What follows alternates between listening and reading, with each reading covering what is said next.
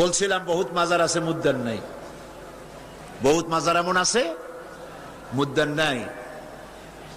এক কিতাবে আসছে এরকম, একজন পীর সাহেব, তার বাড়িতে এক মাজার এবং বাড়িতে ওরস হয়। তার মুরিদও বাড়িতে একটা মাজার হইছে এবং সে ওরস করে। অন্যান্য মুরিদরা এসে পীর সাহেবরে বললো যে আপনার এই মাজারে আপনার বাড়িতে আর কি লোক হয়, আর এই মাজারে আর কত লোক আসে? আপনার মুরিদের বাড়ি যায় দেখেন ওরসে কত লোক আর কি পরিমাণ মানুষ পয়সা করি সেখানে দেয়, ওই মাজার গরম বেশি। পীর সাহেব চিন্তা করলো ওই লোকটা তো আমার কাছে মুরিদ হইছে, ও মাজার পাইল কই?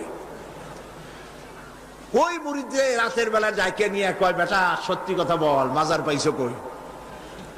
কয় হুজুর মাজার টাজার কি, আপনার কাছে মুরিদ হইলাম, আপনি একটা গাধা দিলেন আমারে, ওই গাধাটা নিয়ে ব্যবসা বাণিজ্য করে কিছু পয়সা পাতি হয়েছিল, হঠাৎ করে গাধাটা মরে গেল, এখন আমি যাই কই?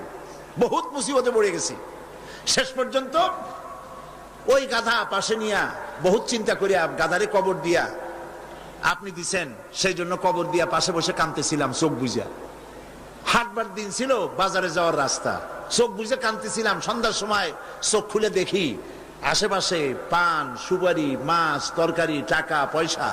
তার মানে লোকেরা যাচ্ছে, মাজার দেখে মনে করছে নতুন কোন পীরের মাজার বোধ হয়, তো যে যার কাছে যা ছিল একটু একটু করে দিয়ে গেছে, অনেক হয়েছে। তারপরে এসে ভিড় জমলো। এরপরে কি করব, বহুত চিন্তা ভাবনা করে একটা সাইনবোর্ড লাগাই দিলাম, হযরত গেদা শাহ রহমতুল্লাহ আলাইহির মাজার। পীর সাহেব বললেন খারাপ হয় নাই, আমি যে তোমারে গাধাটা দিছিলাম ওইটার মায়ের কবর হলো আমার বাড়িতে। নাউজুবিল্লাহ বলে।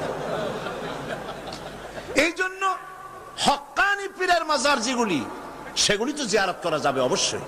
হক্কানি পীরের মাজার যেগুলি আছে জানা মতে, যেমন শাহজালাল রহমতুল্লাহ আলাই, খান জাহান আলী রহমতুল্লাহ আলাই, শামানাত রহমতুল্লাহ আলাই, শামাকদুম রহমতুল্লাহ আলাই, বড় বড় আল্লাহর ওলিদের মাজার আছে, আছে না? জিয়ারতের উদ্দেশ্য নয়, ওইখানে আপনি গিয়েছেন, মাজার সামনে পড়েছে, আপনি দোয়া করেন। জিয়ারতের উদ্দেশ্য নিয়ে মসজিদে হারাম, মসজিদুর রাসূল, মসজিদে আকসা, এই তিন জায়গা ছাড়া জিয়ারতের নিয়ত নিয়ে কোন মাজারে যাওয়া যাবে না, যাবে না, রাসূলুল্লাহ নিষেধ করেছেন।